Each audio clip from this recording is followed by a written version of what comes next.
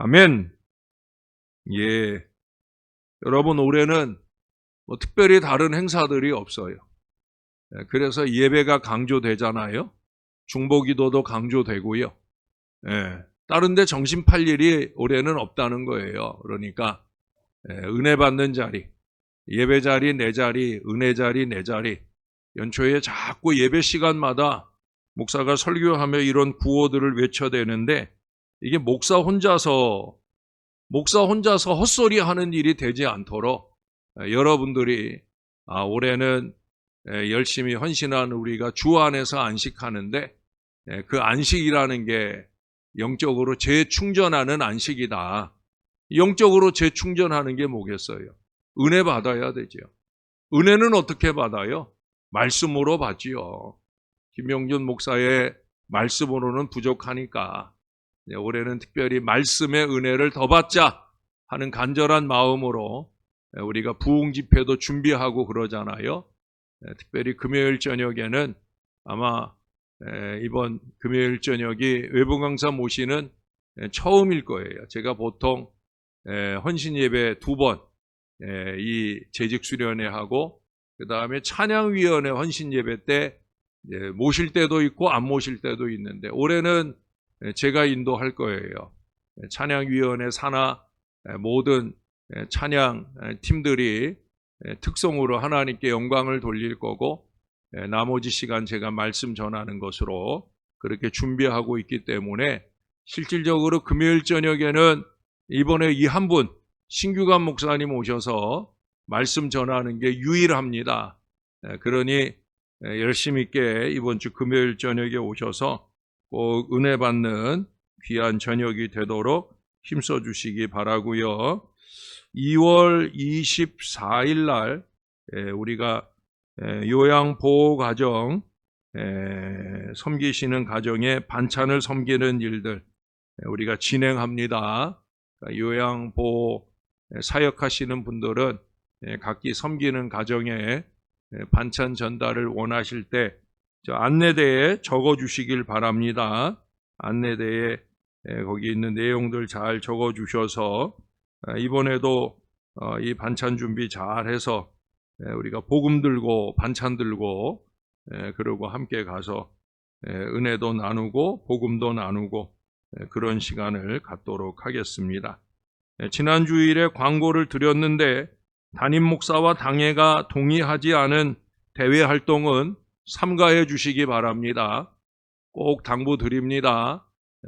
당회와 담임 목사가 허락하는 외부 활동을 해야 돼요. 목사도 당회의 허락하에서 목사도 외부 활동을 해요. 제가 예담 동산을 간다든지 노예나 어디에 활동을 할 때도 목사도 당회가 허락하는 한해서 해요. 목사도 그러는데 평신도가 자기 마음대로 자기 멋대로 외부에서 활동을 하는 것, 그것도 교회하고 어울려서 되어지지 않는 활동은 그거는 세상 욕심으로 하는 거예요.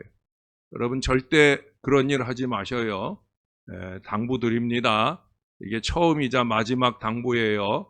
꼭 그런 일 하지 마시고 끊어낼 거는 끊어내고 열심히 허락된 일은 열심히 잘 감당하면서 교회의 위상을 높이고 하나님께 영광 될 수 있도록 그렇게 헌신해 주시는 여러분들이 되시면 참 좋겠습니다. 저는 당연히 제가 허락하는 일들에 대해서는 적극적으로 후원을 합니다. 분명히 말씀드립니다. 제가 열심히 후원하고 도와줄 수 있는 그런 일들을 좀 하시면 좋겠다 생각이 듭니다. 그래요. 이제 오늘은 우리가 아가서, 시가서의 마지막 책입니다. 이제 아가서 끝나고 나면 이제 어려운 예언서들을 시작을 하게 되는데 오늘은 아가서예요. 아가서. 아가서 영상을 한번 먼저 보고 오늘 말씀을 나누도록 하겠습니다.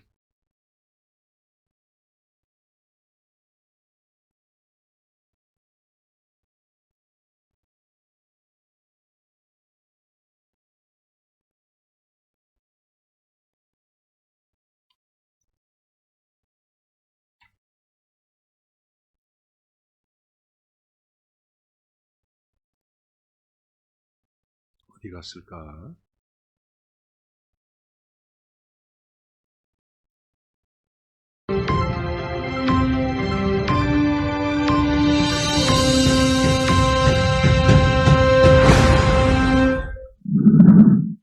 안녕하세요. 이번에는 아가서에 대해 살펴보겠습니다. 소리 조금만 내게 줄여주세요. 입맞추기를 원하니 내 사랑이 포도주보다 나음이로구나. 아가서 1장 2절 말씀입니다. 어머나 망측스러워라. 조금만 하지만 더 줄여주세요. 이것은 시작에 불과합니다. 내 두 유방은 백합과 가운데서 꿀을 네. 먹는 쌍태 어린 사슴 같구나. 은혜가 다 날아가는 순간입니다. 이것은 아가서 4장 5절 말씀입니다. 이렇듯 아가서는 노골적인 성적 묘사, 도발적이고 생생한 이미지의 사용, 관능적이고 육감적인 설명, 열정적인 감정의 표현 등으로 많은 사람들을 당황시킨 책입니다. 유대인들의 경우 30세 이전에는 아가서를 읽지 못하도록 하기까지 합니다. 뿐만 아니라 코는 다메섹을 향한 레바논 망대 같구나와 같은 아가서의 표현은 그만큼 예쁘다는 말인지 튼튼하게 생겼다는 말인지 우리와는 미적 감각이 달라 쉽게 이해되지 않습니다. 그러기에 본문 해석을 비롯하여 하나님의 계시인 성경에 포함되어야 하는지의 여부까지 구약 성경에서 아가서만큼 논란의 대상이 되어온 책도 없습니다. 솔로몬의 아가라라는 1장 1절 말씀부터 해석에 대해 의견이 분분합니다. 솔로몬의라는 부분을 솔로몬에 의한, 솔로몬에게, 솔로몬을 위한, 솔로몬에 관한 등으로 다양하게 볼 수 있습니다. 솔로몬이 썼다는 것인지, 솔로몬에게 헌정한 것인지, 솔로몬을 주인공으로 하여 지어졌다는 것인지 알 수 없습니다. 전통적으로 아가서는 솔로몬이 지은 1005편의 노래 중 하나로 젊은 시절에 지었다고 알려져 있습니다. 하지만 이것이 솔로몬의 실제 사랑 이야기인지조차 확실치 않습니다. 아가서의 히브리어 제목은 노래 중에 노래라는 뜻으로 가장 위대한 노래라는 최상급 표현을 썼으며 우리말 성경은 아름다운 노래라는 의미로 아가서라고 제목을 붙였습니다. 아가서에 관한 해석은 그 역사가 깁니다. 가장 인기 있는 해석은 초기 유대학자들이 알레고리적으로 해석한 것으로 이스라엘에 대한 하나님의 사랑으로 본 것입니다. 알레고리라는 문학적 형태는 표면적인 의미 뒤에 숨겨진 영적 의미가 있다고 보는 것입니다. 유대인들은 전통적으로 6월절에 아가서를 읽었습니다. 6월절은 그들에게 가장 중요한 구원의 역사를 기리는 날입니다. 그리고 아가서는 이스라엘에 대한 하나님의 진한 사랑을 새롭게 경험하게 하는 일종의 충격 요법이었습니다. 초기 기독교 신학자들은 동일한 알레고리적 해석으로 솔로몬과 술람미 여인이 그리스도와 교회를 상징한다고 보았습니다. 이 해석은 19세기까지 가장 인기가 있었습니다. 반면 모형론적인 해석은 아가서의 남녀 간의 사랑을 신약에 와서 그리스도와 교회의 모형이라고 보는 것입니다. 아마도 이것이 개신교인들에게 가장 편안한 해석일 것입니다. 아가서를 합창단이 동반되는 고대 드라마의 연극 대본으로 보고 왕이 젊은 여인을 유혹하지만 여자는 고향의 목동을 사랑한다는 삼각관계 이야기로 해석하기도 합니다. 이렇게 되면 주인공이 3명이 되어 해석이 더 복잡해집니다. 어떤 학자는 아가서를 장례식에서 사용된 노래로 보기도 하는데 삶과 사랑이라는 가장 강력한 힘으로 죽음에 대한 두려움을 극복한다는 의미에서입니다. 대조적으로 아가서가 여러 편의 홀레시를 모은 결혼 시집으로서 결혼식에서 사용되었다는 이론도 있습니다. 이와 연관하여 솔로몬이 이집트 바로의 딸과 결혼할 때 쓴 노래가 아가서였다고 보기도 합니다. 그래서 아가서를 신혼부부의 책, 신혼여행의 노래로 부르기도 합니다. 또한 바벨론의 농경신을 숭배하는 의식 같은 제2의 아가서가 쓰였다는 해석을 하기도 합니다. 또한 은근한 비유를 사용한 성교육적 책으로 보기도 합니다. 최근에 많은 학자들은 아가서를 남녀 간의 자연스러운 사랑의 이야기로 보고 문자적으로 해석하여 결혼의 아름다움과 성스러움이 강조된 연애시로 보면서 책의 교훈을 받아들이는데 이 해석이 대세입니다. 이렇듯 역사적으로 아가서를 이해하고자 다양한 접근을 통해 노력해왔으나 아직도 많은 의문점이 남아 있습니다. 여전히 학자들 간에 아가서에 대한 논의는 진행 중입니다. 다양한 견해가 있지만 아가서를 단순히 남녀의 사랑 이야기로만 보기에는 무리가 있습니다. 따라서 우리는 아가서를 지혜문학서의 장르로 보고 그 속에서 지혜를 발견하고 영적인 의미를 찾기 위해 노력해야 합니다. 그래요.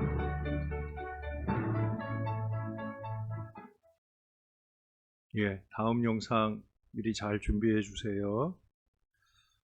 아가서는 좀 전에도 말한 것처럼 사랑의 노래, 사랑의 시예요. 유대인은 이 시를 성경의 지성소라고 말할 정도로 이게 왜 성경의 지성소라고 얘기했을까? 그것은 지성소라고 하는 건 대제사장이 1년에 한 번 들어가잖아요. 아무나 근접하기 어려운 그런 곳이 지성소예요. 그러니까 아가서도 그랬다는 거죠. 아무나 함부로 읽을 수 없는 책. 뭐 이유는 뭐 아까 여러 가지 이유를 들었었잖아요. 그런 정도로 어렵고 어떻게 보면은 좀 깊이 어떤 그 성적인 언어들을 표현하고 있기 때문에. 그래서 아까도 얘기했죠. 저도 여기에 적혀 있는데 보통 이 책은 그 이스라엘 같은 경우에는 그 제롬이라는 신학자가 그런 얘기를 했어요. 유대인들은 30세가 되기 전까지 이 책을 읽을 수가 없도록 제한이 되어 있어요. 30세가 되어서야만 읽을 수 있다는 거예요. 예, 그럴 정도로 성경의 지성소다. 그만큼 고귀한 하나님의 사랑을 보여준다라고 말하는 겁니다. 천주교 교인인 아가씨가 이성 친구를 사귀게 됩니다. 그냥 단순히 친구가 아니라 결혼할 상대로 사귀게 되어지는 거예요. 근데 이 천주교인 아가씨의 집안은 아주 독실한 천주교 집안이에요. 독실한 천주교인들은 천주교인이 아니면 결혼을 안 할라요. 그리고 실제로 결혼식 때 반드시 그 혼배 성사를 하는 결혼 예식을 천주교인과 천주교인일 때, 그러니까 결혼을 앞두게 되면 안 믿는 사람도 개종을 해서 천주교로 영세를 받아야 그 결혼 혼배 성사를 받을 수 있기까지 해요. 그러니까 그 어머니가 친정 엄마 되는 그분이 개종하기 전까지는 절대 안 된다. 이 조항을 반대 의견으로 내놓았어요. 그래서 이 아가씨가 노력을 했겠죠. 이 남자가 너무 좋으니까 어떻게 하든지 천주교인이 되게 하려고 열심히 복음을 전하고 또 천주교를 전하고, 그런데 몇 달이 지나고 나서 이 딸이 울고 있는 걸 발견하게 돼요. 그래서 엄마가 의아해서 물었어요. 왜 물었냐면, 뭐가 문제인데 그 청년이 개종했다며? 도대체 뭐가 문제야? 개종까지 했으면 이제 나도 허락하고 하는데 뭐가 문제냐라고 말했어요. 그랬더니 그게 문제라는 거예요.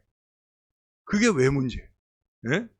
천주교로 개종하면 결혼 허락한다고 해서 개종이 됐는데 뭐가 문제냐는 거예요. 그러자 이 아가씨가 울면서 그러더랍니다. 너무 성공을 하고 말았다고. 어느 정도 성공을 했냐면 그가 천주교 사제가 되겠다 하더라고.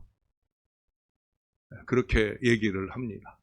이건 진짜 심각한 문제죠. 천주교 사제가 되면 결혼해요, 못해요? 결혼 못해요. 예? 그러니까 복음을 전해서 천주교인이 되게 하는 것까지는 좋았는데 너무 은혜를 받았나 봐. 너무 은혜 받아서 사제로 헌신하겠다라고 고집을 부리니까 그게 사제가 된다고 하면 결혼을 못하게 되는 걸 모르고 있는 건지 알고도 그러는 건지 어떻든 그게 큰 문제가 되었더라 하는 거예요. 여러분, 이 성경은 이성 간의 사랑을 소홀히 취급하지 않아요. 그래서 이 아가서가 이 정경 66권 안에, 제가 말씀드렸잖아요. 성경이 정경만 있는 게 아니라 외경도 있고 위경까지 있는데 위경도 아니고 외경도 아니고 정경 66권 안에 성경이 있다, 이 아가서가 있다고 하는 것은 대단한 일이 아닐 수 없다는 거죠. 그만큼 하나님은 사랑을 소중히 여긴다는 거예요. 그런 점에서 보면 천주교가 좀 문제가 있는 거죠. 왜? 신부라고 해서 사랑할 수 있는 하나님만 사랑하고 다른 사랑을 할 수 없는 그런 제한을 주었다는 거, 이게 어떻게 보면 문제일 수 있죠. 그러나 이 아가서는 이 사랑을 통해, 이성 간의 사랑을 통해 하나님과 우리의 사랑을 아름답게 표현해 주고 있다라는 사실입니다. 이 책은 어떻든 성령의 감동에 의해서 쓰여진 책이에요. 그 안에 유방이라든지 여러 야한 표현들이 많이 있을지라도 그래도 성경인 거예요. 성령이 감동한 말씀이라는 거죠. 그래서 어쩌면 그런 야한 표현들 때문에 그래서 30세 이전에는 이 아가서를 읽지 못하게 했을런지도 모르지만 그래도 성경은 성경이다라는 사실입니다. 아가서의 저자는 좀 전에 얘기한 대로 여러 문제들을 지적하는 사람들도 있지만 어떻든 일반적으로 솔로몬이라고 1장 1절에 분명히 말씀해 주고 있어요. 열왕기상 4장 32절에 보면 솔로몬은 잠언 3천을 말할 뿐만 아니라 그가 부른 노래가, 지어 만든 노래가 1000곡이 넘어요. 그 1000곡이 넘는 것 가운데 아가서는 하나일 뿐이라는 거죠. 그러니까 이 솔로몬은 자기 아버지로부터 많은 걸 물려받았는데 그 중에 이 시적인 능력을 물려받아서 그래서 이런 아름다운 아가서를 쓰기도 했다라고 하는 거예요. 아가서의 중심 메시지, 우리 아가서 중심 메시지 한번 찾아볼까요? 아가서 2장 16절을 보겠습니다. 아가서 2장 16절입니다.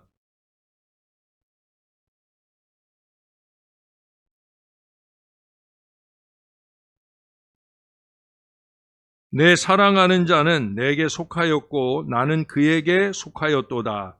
그가 백합화 가운데에서 양떼를 먹이는구나.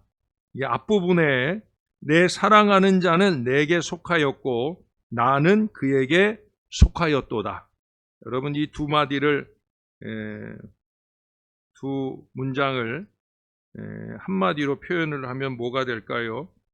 예? 연합이 되겠죠. 죄송합니다.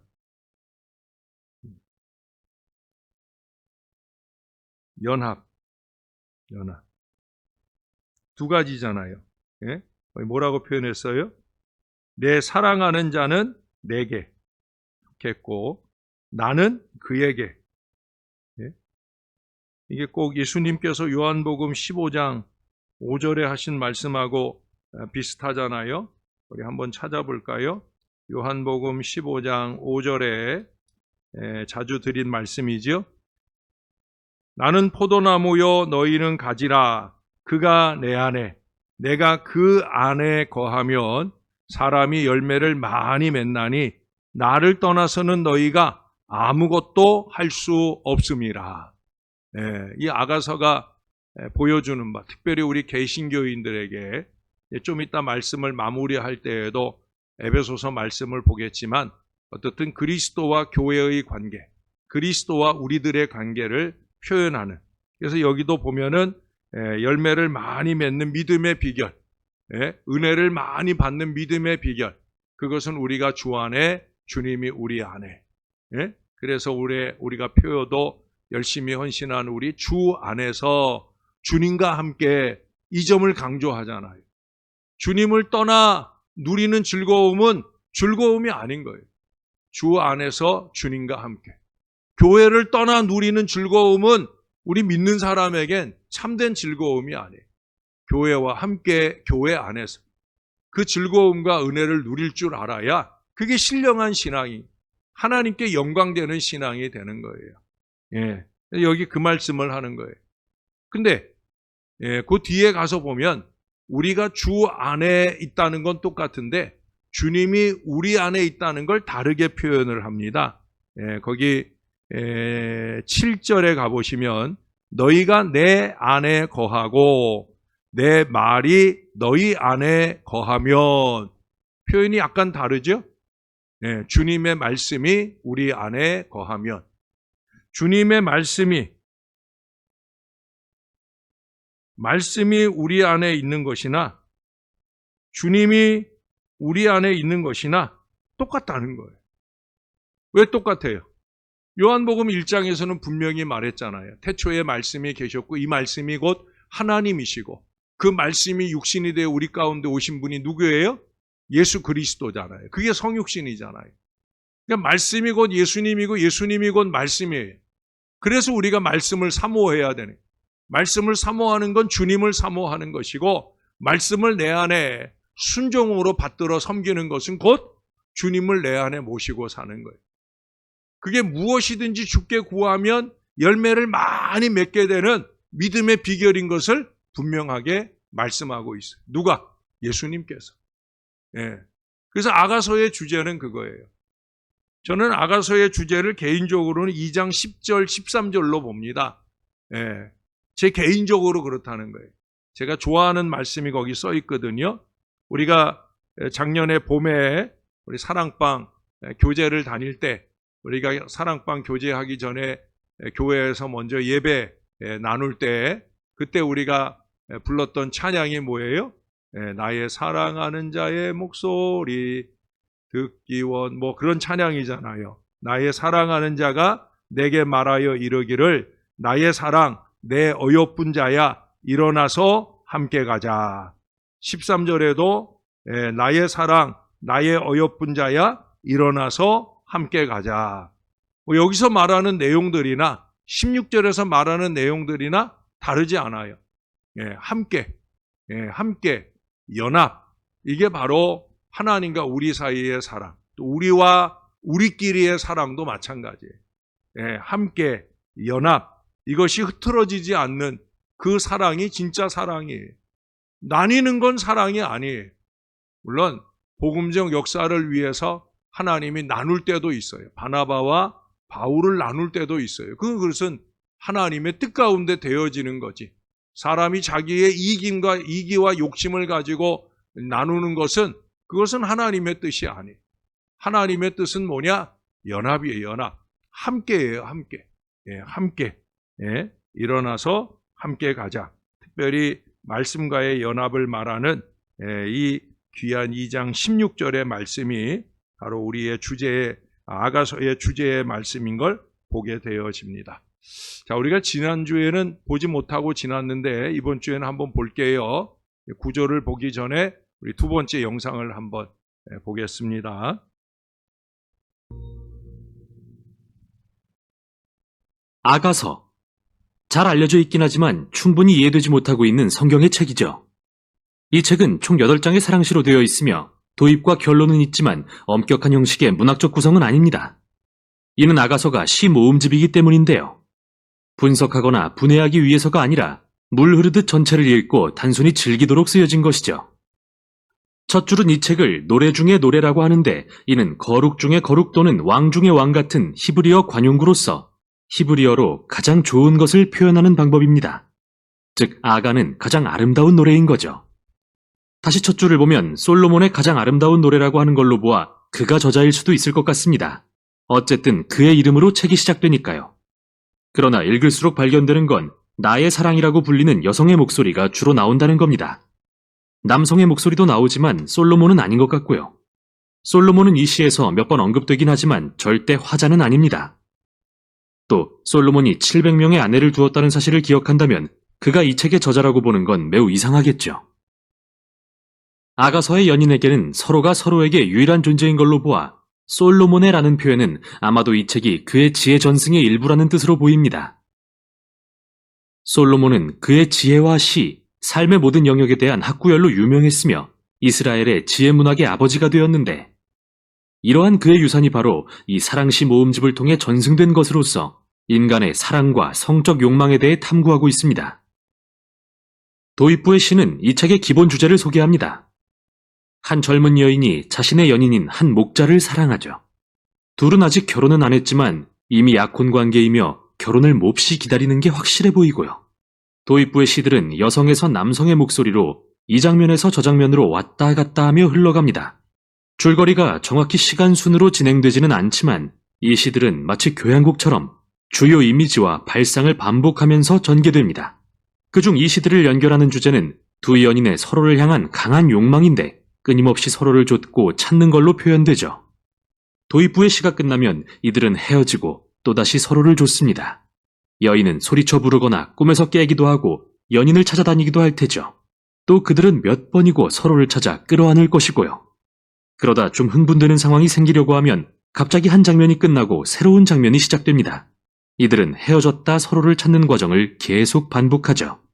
또 하나의 반복되는 주제는 연인이 서로를 향해 육체적 매력을 느낄 때 오는 기쁨입니다. 둘은 여러 번 잠시 멈춰서서 서로를 정교한 은유적 표현으로 묘사하는데요.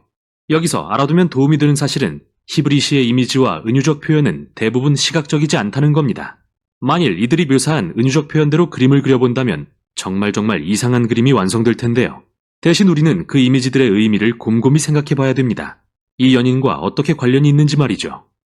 이렇듯 반복되는 시적 표현을 읽다 보면 연인의 욕망, 기쁨, 그리고 끌림 속에 긴장감도 쌓이는데 이러한 반복은 시적인 도구로서 성적인 사랑의 신비와 강렬함에 초점을 맞춰 강조하기 위한 것이죠. 결론에 이르면 이 모든 게 합쳐지죠. 잠시 멈춰 이 시들의 의미를 요약합니다. 사랑은 죽음처럼 강하며 질투는 무덤처럼 잔인하여 맹렬한 불처럼 타오릅니다. 많은 물도 사랑의 불을 끌 수 없고 홍수라도 그것을 소멸할 수 없으니 만일 누가 자기 재산을 다 주고 사랑을 사려고 해도 오히려 비웃음만 살 것입니다. 이 시는 사랑의 힘과 강렬함을 강조합니다. 얼마나 아름다우면서도 위험할 수 있는지를 말이죠. 불처럼 사랑은 잘못 쓰면 사람을 파괴할 수도 있고 잘 쓰면 생명을 줍니다. 결국 사랑이란 서로를 알고 완전히 알아주길 바라는 인간의 끊임없는 갈망을 표현합니다. 또 사랑은 인간의 삶에서 가장 초월적으로 신비로운 경험 중 하나인데요.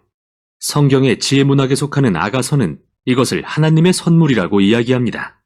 다음으로 솔로몬에 대한 이상한 시가 나옵니다. 그는 앞의 시에서 불가능하다고 했던 일인 사랑을 사려고 합니다. 여인은 솔로몬의 제안을 거절하고 책은 두 연인의 모습을 비추며 끝이 납니다. 그들은 또다시 헤어지지만 서로를 갈구하죠. 그는 그녀의 목소리를 듣기 원하고 그녀는 그에게 자신과 함께 떠나달라고 간청하면서 책이 끝나죠. 완전히 열린 결말입니다. 그런데 사랑도 마찬가지 아닐까요? 사랑하는 사람을 알아가고 쫓는 데는 진정 끝이 없는 것처럼요. 진정한 사랑의 결말이 없듯 이 책에도 결말이 없습니다. 오랜 세월 아가서와 관련해 제기된 질문이 있는데 대체 왜 사랑시가 성경에 실렸을까 하는 겁니다. 이에 대한 답으로서 역사상 세 가지 주요 해석이 존재합니다.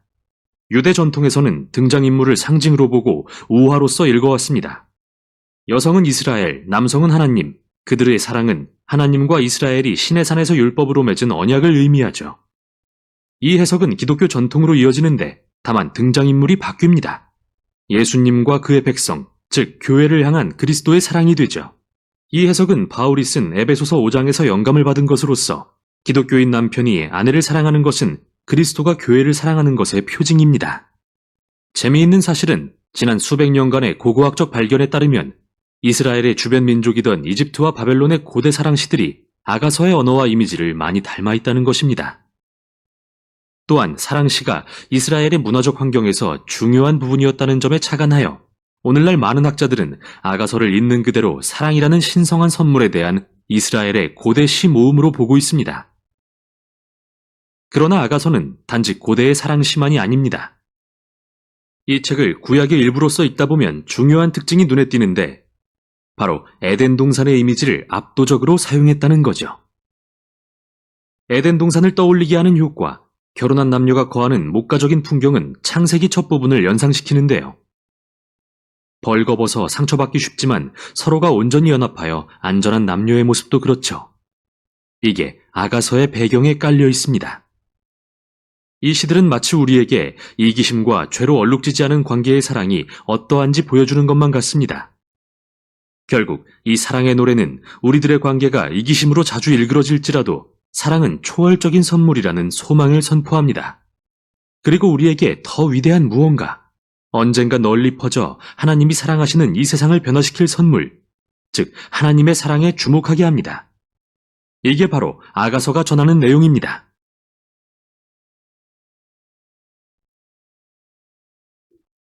되게 재밌었는데 여러분 안 재밌었어요?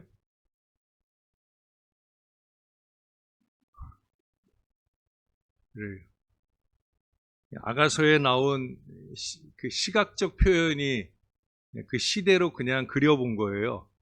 너의 머리채는 염소떼 같고, 그러니까 그 머리채에 염소들을 막 이렇게 때로 이렇게 그려놓고, 너의 눈은 비둘기와 같다고 그래서, 그러니까 아주 이상한 괴물이 되는 걸 보게 되는데, 그 시적인 표현이지 그게 시각적인 표현은 아니다라고 하는 거죠. 어떻든 아까 서두에 얘기한 것처럼 구조는 그래요. 구조는 첫사랑을 말하고, 그 다음에 머뭇거리는 사랑을 2장 8절 이하에 말하고, 3장 6절로부터 커가는 사랑을 말하고, 5장 2절부터 바뀌어가는 사랑을 말하고, 그리고 마지막 8장에서 성숙한 사랑, 사랑의 완성, 사랑의 결론을 말해주고 있어요. 그래서 이게 구조상으로 보면은 그렇게 사랑이 발전되는 모습으로 보여지지만, 아까 서두에 말한 것처럼 이런 구조적인 느낌보다는 전체적으로 사랑의 노래들을 이렇게 아름답게 편집해 놓은 그런 사랑의 노래다라고 이해를 하면 되겠다, 그렇게 보고 있는 겁니다. 성경의 해석자는 성경이다라는 말을 해요. 그래서 저도 신학교 때 성경 공부를 하면서 성경을 읽으면서 구약과 신약을 서로 연관해서 이해하게 되는 그런 이해들을 많이 하면서 제가 성경을 공부했었고, 또 성경책에다가도 거의 빽빽하게, 또 그럴 수밖에 없는 게 우리가 신학교 다닐 때 지금도 성경고사를 본다더라고요. 얼마 전에 우리 윤 전사님도 겨울방학 하자마자 성경 종합고사를 봐야 된다고 저더러 기도해 달라고 그런 얘기도 했었는데, 지금도 봐요. 신학교 다니면 성경 종합고사를 패스해야, 그래야 그 다음 학년으로 올라갈 수가 있는 그런 과정이 있는데, 저 역시도 그런 걸 봤었거든요. 근데 그 성경 종합고사 볼 때 보면은 뭐 구약의 어떤 부분을 적어놓고 신약에 연관된 성경 구절을 적으시오 한다든지 뭐 그런 문제들이 나와요. 그렇게 연관해서 보는 성경 이해가 많이 있었거든요. 그래서 이 아가서도 잘 이해를 하려고 하면 다른 성경을 통해서 이해할 수가 있다는 거예요. 시편 45편을 한번 가볼까요? 시편 45편. 아가서를 잘 이해하기에 도움이 되는 그런 책이 시편 45편으로 볼 수가 있다는 거예요. 시편 45편에도 제목이 그렇게 붙어 있어요. 고라자손의 마스길. 마스길이라고 하는 것은 교훈이라는 얘기. 무엇에 대한 교훈이냐? 그 다음에 사랑의 노래라고 했잖아요. 사랑에 대한 교훈이라는 거예요. 그리고 인도자를 따라 소사님에 맞춘, 인도자를 따라 소사님에 맞춘 것 그랬어요. 소사님이라고 하는 건 백합화 곡조라는데, 어떤 곡조인지는 제가 잘 모르겠는데 어떻든 아주 감미롭게 울려 퍼지는 사랑의 노래인 것만은 분명한 것 같아요. 이 사랑의 노래 시편 45편은 왕의 결혼 찬가입니다. 왕의 결혼 찬가. 왕의 결혼식을 축하하는 아름다운 사랑의 노래로 말해주고 있다는 거예요. 여기서도 솔로몬이 언급이 되어집니다. 그래서 이 솔로몬 왕에 대한, 그래서 앞부분 2절부터 9절까지의 신랑 솔로몬에 대한 아름다운 노래를 쭉 소개하며, 신랑에 대해서 소개하며 적고 있고요. 그 다음에 8절부터 17절까지는 그의 결혼 상대인 신부에 대한 소개가 이어지고 있어요. 우리가 일반적으로 이해할 때는 솔로몬이 가장 사랑했던 여인은 술람미 여인으로 우리가 알고 있잖아요. 아까 두 번째 영상에서는 솔로몬이 그 700명의 궁녀가 있다는 것을 근거로 들어서 이건 솔로몬이 쓰지 않았을 거라 이렇게 생각을 하는데, 근데 솔로몬이 700명의 궁녀를 갖기 이전에 이 아가서는 솔로몬이 청년 시절에 적었다고 보거든요. 아주 젊을 때, 아직은 그렇게 세상 사랑의 때가 묻지 않았을 때, 쾌락을 위주로 하는, 자기 만족을 위주로 하는 사랑에 물들지 않았을 때, 그때 적었을 그런 시라고 저는 생각을 해요. 그런 점에서 이 술람미 여인에 대한 솔로몬의 순전한 사랑을 잘 말해주고 있겠다라고 그렇게 보게 됩니다. 그래서 여기서 말하는 시편 45편에서 말하는 이 사랑의 노래도 마찬가지. 왕에 대한 아름다운 소개나 신부에 대한 아름다운 소개나 이들이 어우러져서 이루게 되는 그 결혼, 솔로몬이 만천하에 드러날 아름다운 사랑과 결혼을 했던 것으로 그렇게 우리들에게 이해시켜주는 말씀이 바로 시편 45편이고, 시편 45편을 통해 아가서를 이해할 수 있으면 우리가 좀 더 긍정적인 사랑에 대한 이해가 가능할 수 있겠다라고 하는, 제가 생각하는 긍정적인 사랑의 가장 으뜸된 표현은 사랑은 표현하는 거예요. 표현하는 거. 예? 우리는 사랑을 표현해. 나는 성격이 아이야. 그래서 나는 사랑을 잘 표현할 줄을 몰라. 라고 말하고 사랑을 변명하는데 그게 아니라는 거예요. 사랑은 적극적으로 표현하는 거. 아가서는 어쩌면 우리들에게 그걸 가르쳐 주는 거예요. 사랑은 상대방에게, 야, 너는 비둘기 같은 눈을 갖고 있구나. 그의 모든 부분에 대해서. 제가 아까 김윤희 박사를 보니까 머리를 잘랐더라고요. 아닌가요? 그러니까 김윤희 박사의 영상을 오래간만에. 근데 저는 아까 보니까 머리가 짧아졌더라고요. 그래서 훨씬 더 젊어지고 예뻐진 것 같아서 잠깐 그런 생각을 했는데, 우리가 서로에 대해서 좀 어떤 변화나 사랑의 표현들이 적극적으로 나누어지는 그런 사랑들이 우리들에게 필요하지 않겠나 하는 생각을 이 아가서를 통해서, 그래서 아가서를 읽으시면서 우리가 뼈저리게 도전받아야 될 것은 사랑은 표현하는 것이다 라고 하는 걸 늘 이해하시고 노력하시면 좋겠다 생각이 듭니다. 그러면 도대체 이 아가서는 무엇을 우리에게 가르쳐 주느냐 하는 거예요. 아가서가 가르쳐 주는 건 뭐예요? 아름다운 사랑을 위해서 필요한 것, 그것이 뭐냐면 바로 정결함이죠. 여러분, 우리 말씀을 시편 45편도 우리가 전체적으로 읽지는 않고 그냥 구조적으로만 제가 말씀을 드렸는데, 신약 성경으로 한번 가보겠습니다. 고린도후서 11장입니다. 고린도후서 11장.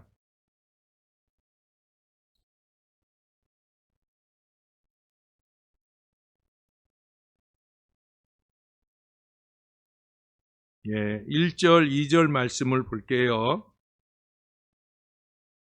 제가 1절을 읽을게요. 여러분들이 2절을 읽어주세요. 원하건대 너희는 나의 좀 어리석은 것을 용납하라. 청하건대 나를 용납하라.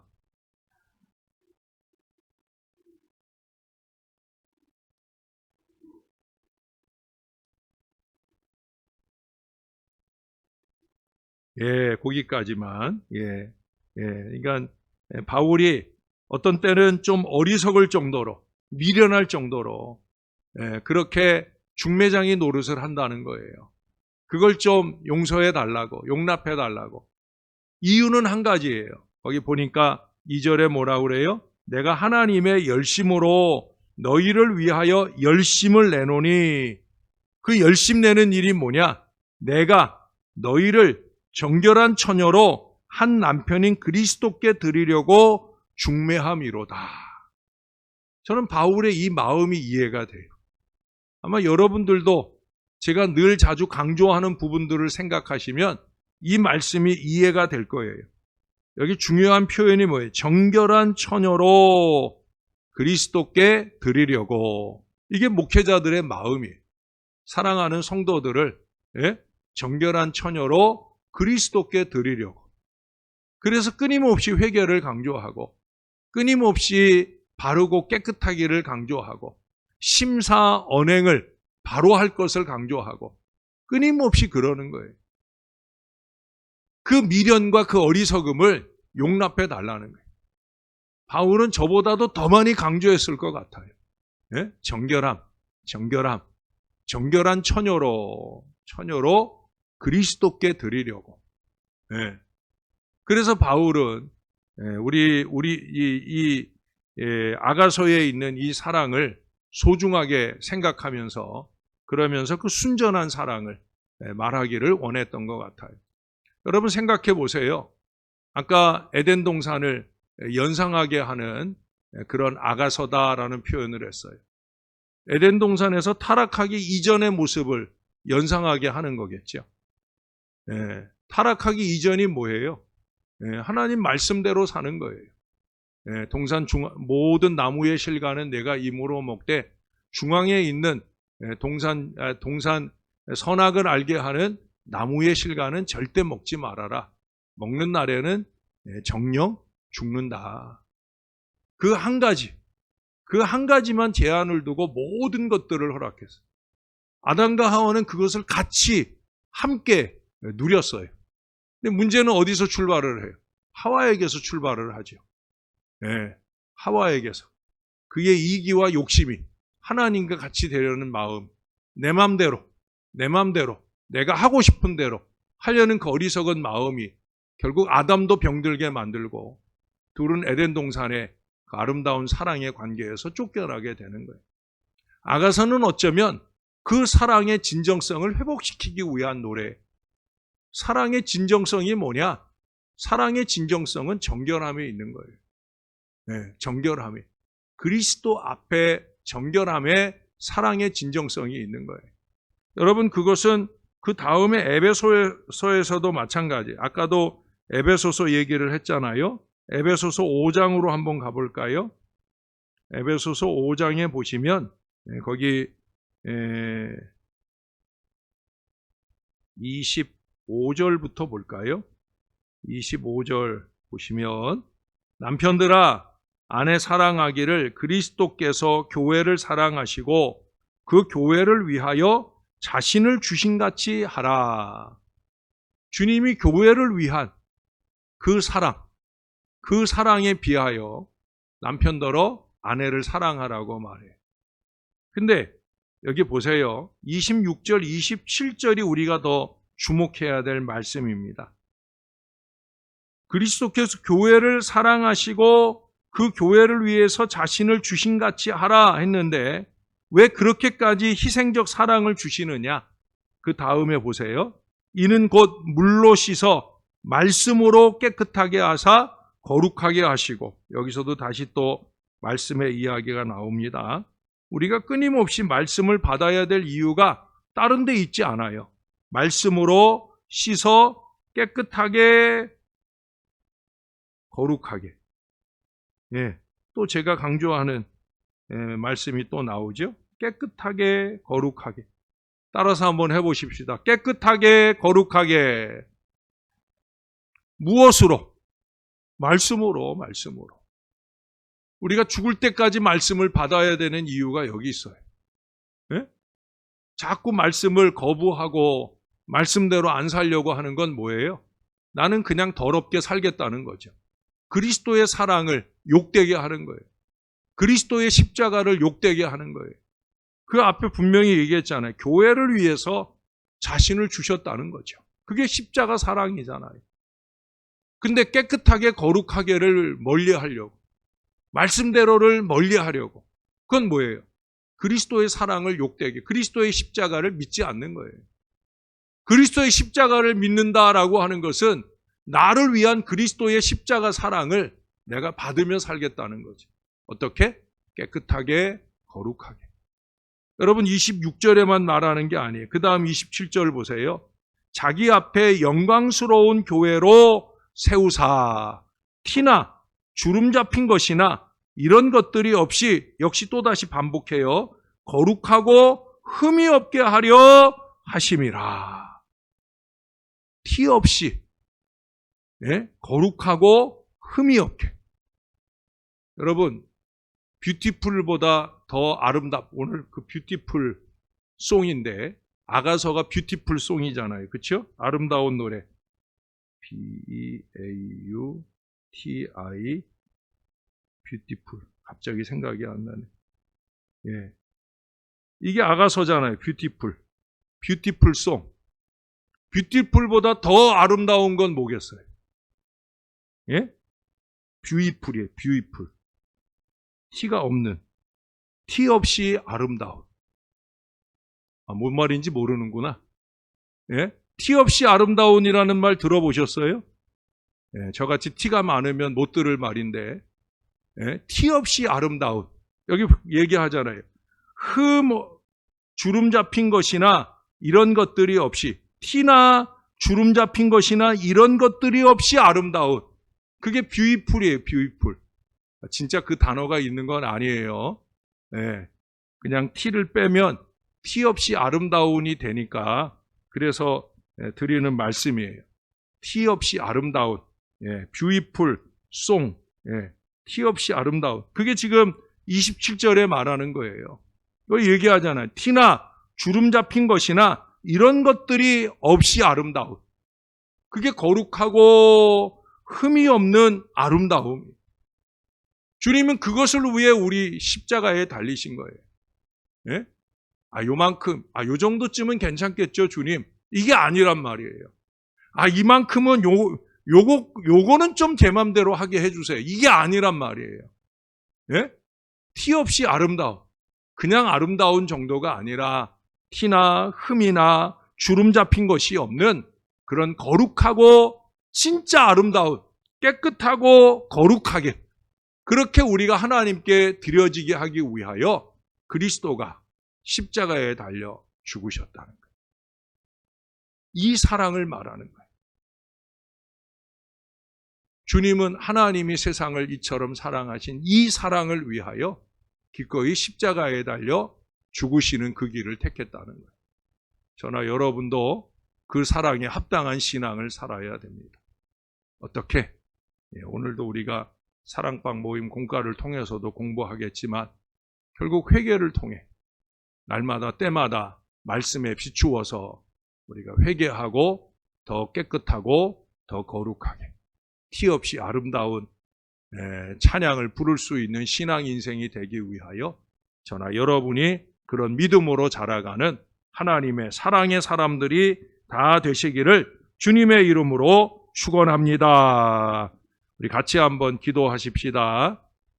우리도 그런 사랑하게 해달라고 주님이 우리를 향해 베풀어 주셨던 사랑, 우리도 주 앞에 그렇게 살게 해달라고, 내 맘대로 사는 삶이 아니라 주 뜻대로 말씀대로 그렇게 깨끗하고 거룩하게 티 없이 아름다운 신앙을 잘 살아가는 하나님의 사람들 되게 해달라고, 그래서 하나님과 사랑으로 온전히 연합되게 해달라고 다 같이 기도하겠습니다.